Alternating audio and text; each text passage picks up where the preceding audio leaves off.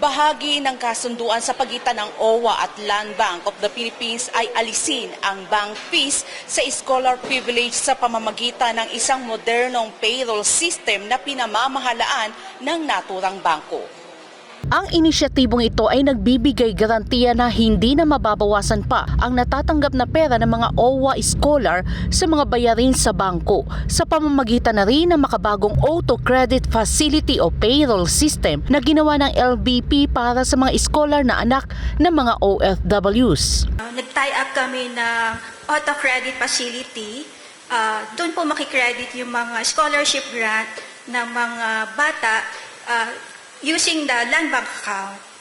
Ang partnership ng OWA at LBP ay nagpapakita ng lalong pagpapaigting ng serbisyo at programa ng OWA sa mga OFW at kanilang mga pamilya sa pamamagitan ng pagpapadali ng pagpapamahagi ng scholarship grant, pagpapalawak ng mga oportunidad sa edukasyon at pagpaparangal sa mga tagumpay at kontribusyon ng mga pamilyang OFW. Yan yung $600 and below ang kinikita. So yan walang examination yan.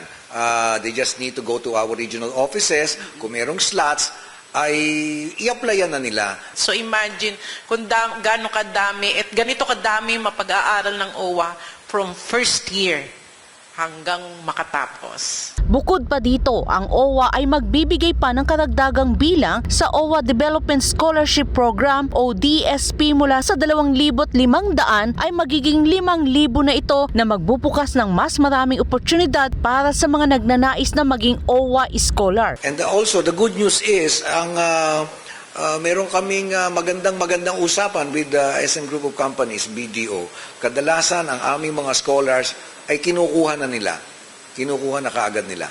So, yan ang napakagandang kwento niyang scholarship. Para sa Education for Development Scholarship Program o EDSP, makatatanggap ng 60,000 pesos financial assistance ang isang scholar per school year. 20,000 pesos naman kada taon ang natatanggap ng tulong pinansyal mula sa OWA ng isang scholar kung ang qualified dependent na active OWA member ng OWA, habang nasa 5,000 hanggang 15,000 piso naman para sa scholar na elementary at high school.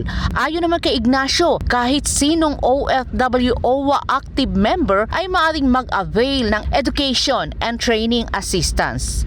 Para sa Diyos at sa Pilipinas kong mahal, ito si Charlay Taguulat, SMNA News.